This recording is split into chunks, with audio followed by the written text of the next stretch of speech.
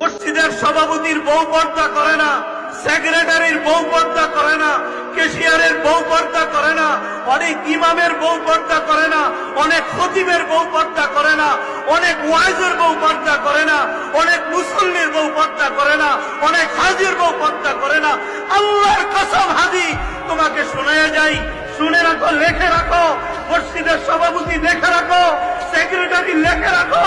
তোমার সেক্রেটারি কোনো কাজ হবে না, সভাপতিত্ব কোনো কাজ হবে না, ইমামতি কোনো কাজ হবে না, মসজিদের ইমামতি কোনো কাজে আসবে না, খতাবতের কাজে আসবে না, মুহতামিমগিরি কাজে আসবে না। যদি তোমার বিবি পর্দায় না থাকে, তুমি বড় ভাই তোমার বোনকে যদি পর্দায় না রাখো, তুমি স্বামী তোমার স্ত্রীকে যদি পর্দায় না রাখো,